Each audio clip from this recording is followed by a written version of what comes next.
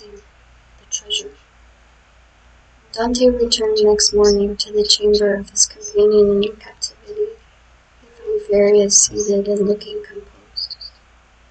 In the ray of light which entered by the narrow window of his cell, he held open in his left hand, of which alone it will be recollected he retained the use, a sheet of paper, which from being constantly rolled into a small compass had taken the form of a cylinder, and was not easily kept open. He did not speak, but showed the paper to Dante. "What is that?" he inquired. "Look at it," said the abbé with a smile. "I have looked at it with all possible attention," said Dante, "and I only see a half-burnt paper, on which there are traces of Gothic characters, inscribed with a peculiar kind of ink." "This paper, my friend," said Faria, "I may now avow to you, since I have the proof of your fidelity. This paper is my treasure, of which from this day forth 1/2 belongs to you." The sweat started forth on Dante's brow. Until this day, and for how long a time, he had refrained from talking of the treasure, which had brought upon the abbé the accusation of madness. With his instinctive delicacy, Edmund had preferred avoiding any touch on the painful chord, and Faria had been equally silent. He had taken the silence of the old man for a return to reason, and now these few words uttered by Faria after so painful a crisis seemed to indicate a serious relapse into mental alienation. "Your treasure," stammered Dante. Faria smiled. "Yes," said he, "you have indeed a noble nature, Edmund, and I see by your paleness and agitation what is passing in your heart at this moment. No, be assured, I am not mad.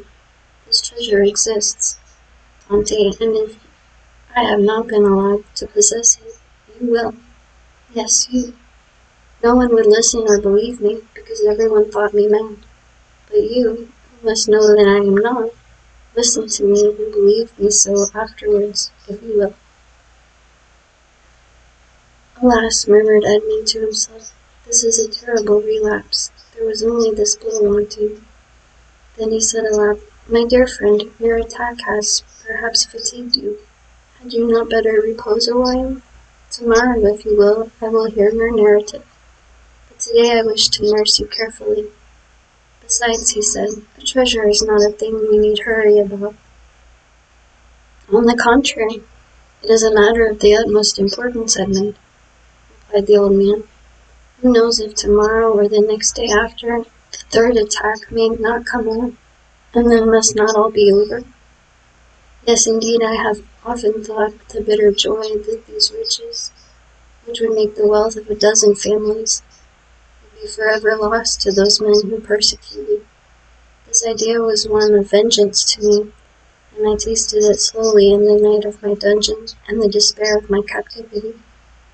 But now I have forgiven the world for the love of you. Now that I see you, young and with a promising future, now that I think of all that may result to you in the good fortune of such a disclosure, I shudder at any delay, and tremble lest I should not assure to one as worthy as yourself the possession of so vast an amount of wealth." Edmund turned away his head with a sigh. "You persist in your incredulity, Edmund?" continued Faria. "My words have not convinced you? I see you require proofs.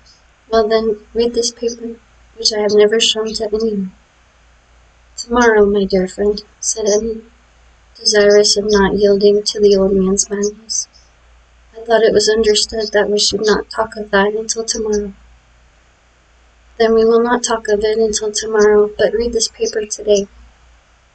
"I will not irritate him," thought Edmund, and taking the paper, of which half was wanting, having been burnt, no doubt, by some accident, he read,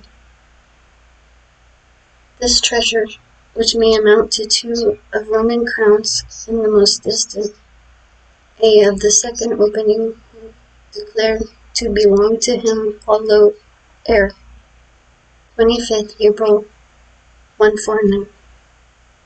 "Well," said Faria, when the young man had finished reading it. Why, replied Dante, I see nothing but broken lines and unconnected words, which are rendered illegible by fire. Yes, to you, my friend, who read them for the first time, but not for me, who may have grown pale over them by many nights' study, and have reconstructed every face, completed every thought. And do you believe you have discovered the hidden meaning? I am sure I have, and you shall judge for yourself, but first listen to the history of this paper. Silence, exclaimed Dante. Steps approach. I go. Adieu. And Dante, happy to escape the world, an explanation which would be sure to confirm his belief in his friend's mental instability, glided like a snake along the narrow passage, while Feria, restored by his alarm to a certain amount of activity, pushed the stone into place with his foot, and covered it with a mat in order the more effectually to avoid discovery. It was the governor, who, hearing of Feria's illness from the jailer, had come in person to see him. Feria sat up to receive him, avoiding all gestures, in order that he might conceal from the governor the paralysis that had already half-stricken him with death. His fear was lest the governor, touched with pity, might order him to be removed to better quarters, and thus separate him from his young companion. But fortunately this was not the case, and the governor left him, convinced that the poor madman, for whom in his heart he felt a kind of affection, was only troubled with a slight indisposition. During this time Edmund, seated on his bed with his head in his hands, tried to collect his scattered thoughts. Feria, since their first acquaintance, had been on all points so rational and logical, so wonderfully sagacious, in fact, that he could not understand how so much wisdom on all points could be allied with madness. Was Feria deceived as to his treasure, or was all the world deceived as to Feria? Dante remained in his cell all day, not daring to return to his friend, thinking thus to defer the moment when he should be convinced, once for all, that the abbé was mad. Such a conviction would be so terrible.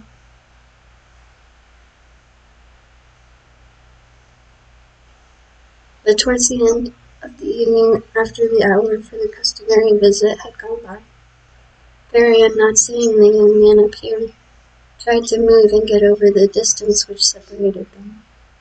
Edmund shuddered when he heard the painful efforts which the old man made to drag himself along. His leg was inert, and he could no longer make use of one arm.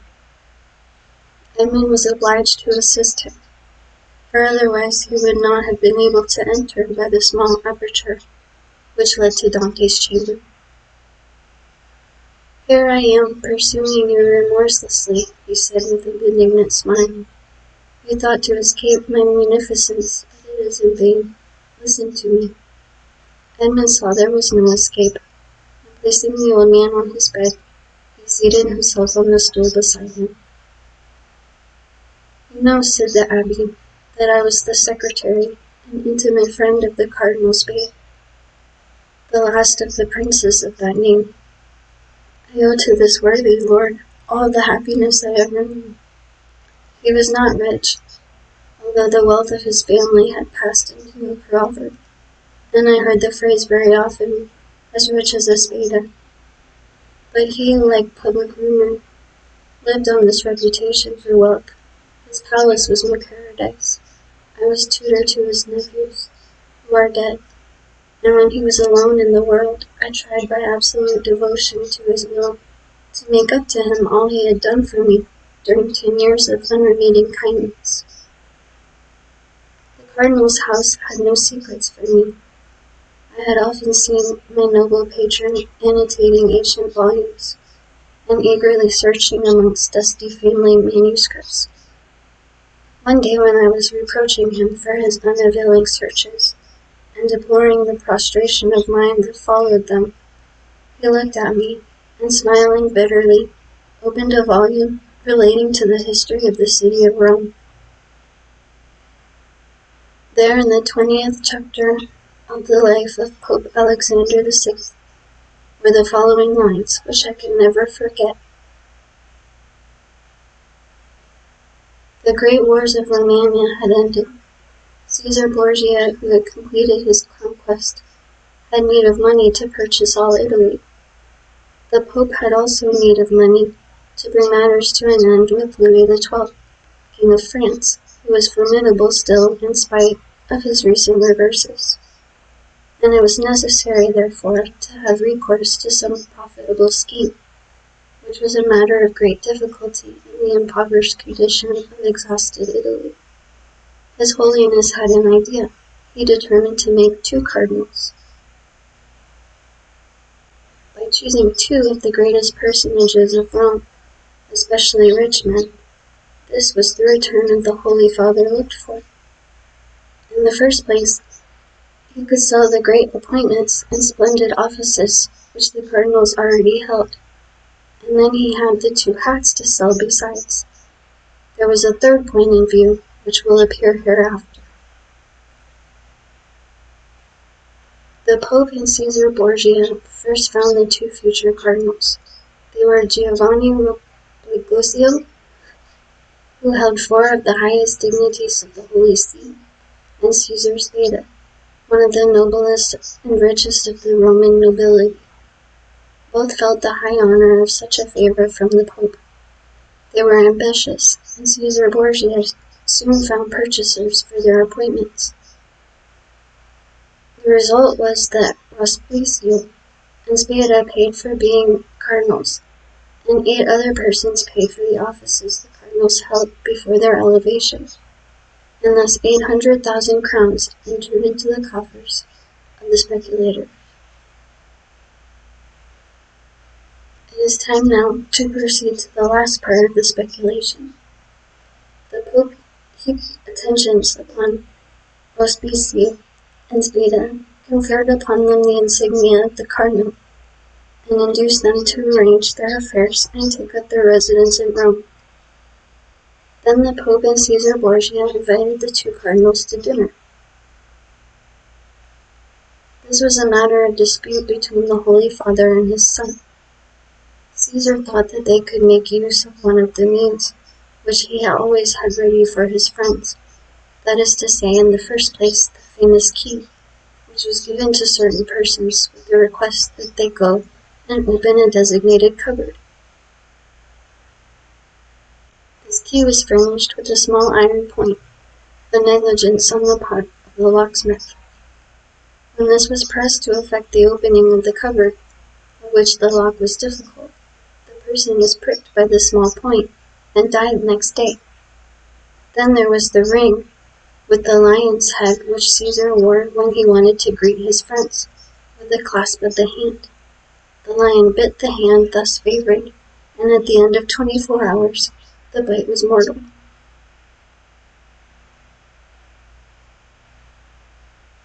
Caesar proposed to his father that they should either ask the cardinals to open the cupboard or shake hands with them. But Alexander VI replied, "Now as to the worthy cardinals, let us both ask them to dinner. Something tells me that we shall get the money back. Besides, you forget, Caesar, and indigestion declares itself immediately, while a prick or a bite occasions a delay of a day or 2. Caesar gave way before such cogent reasoning, and the cardinals were consequently invited to dinner. The table was laid in a vineyard belonging to the Pope, near San Giordano, a charming retreat which the cardinals know very well by report. Most Puglisi, quite set up with his new dignities, went with a good appetite and his most ingratiating manner. Spada, a prudent man, and greatly attached to his only nephew, a young captain of the highest promise, took pen and paper and made his will. He then sent word to his nephew to wait for him near the vineyards, but it appeared the servant did not find him. Spada knew what those invitations meant, since Christianity, so eminently civilizing, had made progress in Rome. It was no longer a centurion who came from the tyrant with a message, "Caesar wills that you die," but it was a Voltaire, who came with a smile on his lips to say from the Pope, "His Holiness requests you to dine with him." Spada sent out about 2 o'clock to St. Bernard. The Pope awaited him. The first sight that attracted the eyes of Spada was that of his nephew, in full costume, and Caesar Borgia paying him most marked attentions. Spada turned pale as Caesar looked at him with an ironical air, which proved that he had anticipated all, and that the snare was well spread. They began dinner, and Spada was only able to inquire of his nephew if he had received his message. The nephew replied no, perfectly comprehending the meaning of the question. It was too late, for he had already drunk a glass of excellent wine, placed for him expressly by the Pope's butler. Spada at the same time saw another bottle approach him, which he was pressed to taste. An hour afterwards, a physician declared they were both poisoned through eating mushrooms. Spada died on the threshold of the vineyard. The nephew expired at his own door, making signs which his wife could not comprehend. Then Caesar and the Pope hastened to lay hands on the heritage, under pretense of seeking for papers of the dead man. But the inheritance consisted in this only: a scrap of paper, on which Spada had written, "I bequeath to my beloved nephew my coffers, my books, and amongst others, my breviary with the gold corners, which I beg he will preserve in remembrance of his affectionate uncle." The heirs sought everywhere, admired the breviary, laid hands on the furniture, and were greatly astonished that Spada, the rich man, was really the most miserable of uncles. No treasures, unless they were those of science, contained in the library and laboratories. That was all. Caesar and his father searched, examined, scrutinized, but found nothing, or at least very little, not exceeding a few thousand crowns in plate and about the same in ready money. But the nephew had time to say to his wife before he expired, "Look well among my uncle's papers, there is a will."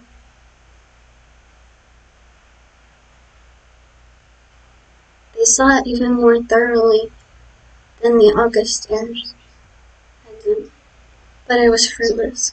There were 2 palaces and a vineyard behind the Palatine Hill, but in these days landed property had not much value, and the 2 palaces and the vineyard remained to the family since they were beneath the rapacity of the Pope and his son. Months and years rolled on. Alexander VI died, poisoned, you know by what mistake. Caesar, poisoned at the same time, escaped by shedding his skin like a snake, but the new skin was spotted by the poison till it looked like a tiger's.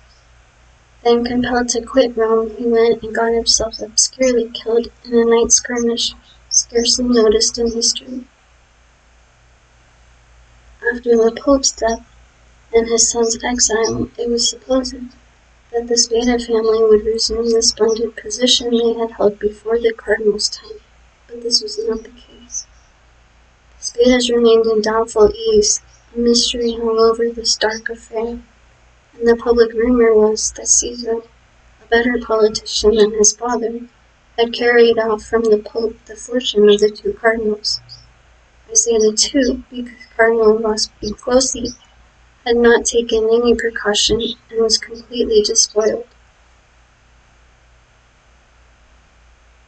Up to this point, said Varian, interrupting the thread of his narrative, this seems to you very meaningless, no doubting? Oh, my friend, cried Dante. On the contrary, it seems as if I were reading a most interesting narrative. Go on, I beg of you. I will. The family began to get accustomed to their obscurity. Years rolled on, and amongst the descendants some were soldiers, others diplomatists, some churchmen, some bankers, some grew rich, and some were ruined. I come now to the last of the family, whose secretary I was, the Count of Spada. I had often heard him complain of the disproportion of his rank with his fortune, and I advised him to invest all he had in an annuity. He did so and thus doubled his income. The celebrated breviary remained in the family, and it was in the Count's possession. It had been handed down from father to son for the singular cause of the only will that had been found, had caused it to be regarded as a genuine relic, preserved in the family with superstitious veneration. It was an illuminated book, with beautiful Gothic characters, and so weighty with gold that a servant always carried it before the cardinal on days of great solemnity.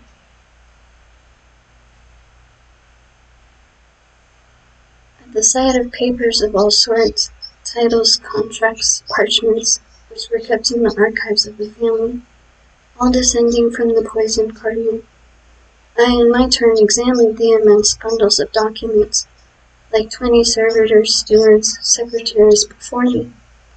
But in spite of the most exhaustive researches, I found nothing. Yet I had even written a precise history of the Borgia family for the sole purpose of assuring myself whether an increase of fortune had occurred to them on the death of Cardinal Caesar Spada, but could only trace the acquisition of the property of the Cardinal Rospiglios, his companion in misfortune. I was then almost assured that the inheritance had neither profited the Borgia nor the family, but had remained unpossessed, like the treasures of the Arabian Nights, which slept in the bosom of the earth under the eyes of the genii. I searched, ransacked, counted, calculated 1,000 and 1,000 times the income and expenditure of the family for 300 years. It was useless. I remained in my ignorance, and the Count of Spada in his poverty. My patron died. He had reserved from his annuity his family papers, his library, composed of 5,000 volumes, and his famous breviary. All these he bequeathed to me, with 1,000 Roman crowns, which he had in ready money, on condition that I would have anniversary masses said for the repose of his soul, and that I would draw up a genealogical tree and history of his house. All this I did scrupulously. Be easy, my dear Edmund, we are near the conclusion. In 1807, a month before I was arrested, and a fortnight after the death of the Count of Spada, on the 25th of December, you will see presently how the date became fixed in my memory. I was reading for the 1,000th time the papers I was arranging, for the palace was sold to a stranger, and I was going to leave Rome and settle at Florence, intending to take with me 12,000 francs I possessed, my library, and the famous breviary, when tired with my constant labor at the same thing, and overcome by a heavy dinner I had eaten, my head dropped on my hands, and I fell asleep about 3 o'clock in the afternoon. I awoke as the clock was striking 6. I raised my head. I was in utter darkness. I rang for a light, but as no one came, I determined to find one for myself. It was indeed but anticipating the simple manners which I should soon be under the necessity of adopting. I took a wax candle in one hand, and with the other groped about for a piece of paper, my matchbox being empty, with which I proposed to get a light from the small flame still playing on the embers. Fearing, however, to make use of any valuable piece of paper, I hesitated for a moment, then recollected that I had seen in the famous breviary, which was on the table beside me, an old paper quite yellow with age, and which had served as a marker for centuries, kept there by the request of the heirs. I felt for it, found it, twisted it up together, and putting it into the expiring flame, set light to it. But beneath my fingers, as if by magic, in proportion as the fire ascended, I saw yellowish characters appeared on the paper. I grasped it in my hands, put out the flame as quickly as I could, lighted my taper in the fire itself, and opened the crumpled paper with inexpressible emotion, recognizing when I had done so that these characters had been traced in mysterious and sympathetic ink, only appearing when exposed to the fire. Nearly 1/3 of the paper had been consumed by the flame. It was that paper you read this morning. Read it again, Dante, and then I will complete for you the incomplete words in unconnected sense. Feria, with an air of triumph, offered the paper to Dante, who this time read the following words, traced with an ink of reddish color resembling rust. This 25th day of April, 1498, be Alexander VI, and fearing that not he may desire to become my heir, and Benfoglio, who were poisoned, my sole heir that I have and has visited with me, that is, in island of Monte Cristo, all I possess, jewels, diamonds, gems, that I alone may amount to nearly 2 mil, will find on raising the 20th creek to the east in the right line, to open. In these caves, the treasure is in the furthest, which treasure I bequeath and leave as my sole heir. 25th April, 1498. Cease. And now, said the abbé, read this other paper, and he presented to Dante a second leaf, with fragments of lines written on it, which Edmund read as follows. Being invited to dine by His Holiness, content with making me pay for my hat, serves for me the fate of Cardinal Caprara. I declare to my nephew Guido, Spada, read in a place he knows, the caves of the small, as of ingots, gold, money, know of the existence of this treasure, which lions of Roman crowns, and which he, from the small, have been made in the second tire to him, Spada. Feria followed him with an excited look. And now, he said, when he saw that Dante had read the last line, put the 2 fragments together and judge for yourself. Dante obeyed, and the conjointed pieces gave the following.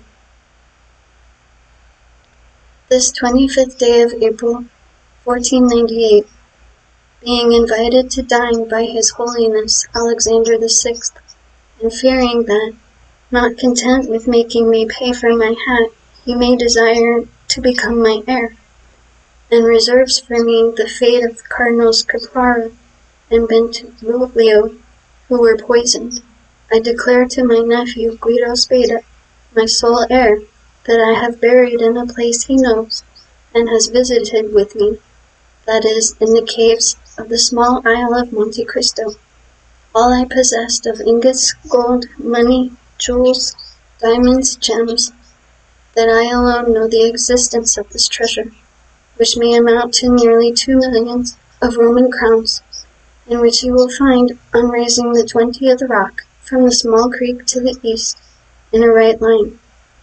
2 openings have been made in these caves. The treasure is in the furthest angle in the second, which treasure I bequeath and leave entire to him as my sole heir. 25th April, 1498, Caesar Spada. Well, do you comprehend now? Inquired Feria. It is the declaration of Cardinal Spada, and the will so long sought for, replied Edmund, still incredulous. Yes, 1,000 times yes. And who completed it as it is now? I did. Aided by the remaining fragment, I guessed the rest, measuring the lengths of the lines by those of the paper, and divining the hidden meaning by means of what was in part revealed, as we are guided in a cavern by the small ray of light above us. And what did you do when you arrived at this conclusion? I resolved to set out, and did set out at that very instant, carrying with me the beginning of my great work, the unity of the Italian kingdom. But for some time, the imperial police, who at this period, quite contrary to what Napoleon desired, so soon as he had a son born to him, wished for a partition of provinces, had their eyes on me and my hasty departure, the cause of which they were unable to guess. Having aroused their suspicions, I was arrested at the very moment I was leaving Piombino. Now, continued Feria, addressing Dante, with an almost paternal expression, now, my dear fellow, you know as much as I do myself. If we ever escape together, half this treasure is yours. If I die here, and you escape alone, the whole belongs to you. But, inquired Dante, hesitating, has this treasure no more legitimate possessor in the world than ourselves? No, be easy on that score. The family is extinct. The last Count of Spain moreover made me his heir, bequeathing to me this symbolic breviary. He bequeathed to me all it contained. No, make your mind satisfied on that point. If we lay hands on this fortune, we may enjoy it without remorse. And you say this treasure amounts to 2 millions of Roman crowns, nearly 13 millions of our money. Impossible, said Dante, staggered at the enormous amount. Impossible? Why? Asked the old man. The Spada family was one of the oldest and most powerful families of the 15th century. And in those times, when other opportunities for investment were wanting, such accumulations of gold and jewels were by no means rare. There are at this day Roman families perishing of hunger, though possessed of nearly 100 million in diamonds and jewels, handed down by entail, and which they cannot touch. Edmund thought he was in a dream. He wavered between incredulity and joy. I have only kept this secret so long from you, continued Feria, that I might test your character and then surprise you. Had we escaped before my attack of catalepsy, I should have conducted you to Monte Cristo. Now, he added with a sigh, it is you who will conduct me thither. Well, Dante, do you not thank me? This treasure belongs to you, my dear friend, replied Dante, and to you only. I have no right to it. I am no relation of yours. You are my son, Dante, exclaimed the old man. You are the child of my captivity. My profession condemns me to celibacy. God has sent you to me to console, at one and the same time, the man who could not be a father and the prisoner who could not get free. And Feria extended the arm, of which alone the use remained to him, to the young man, who threw himself upon his neck and wept.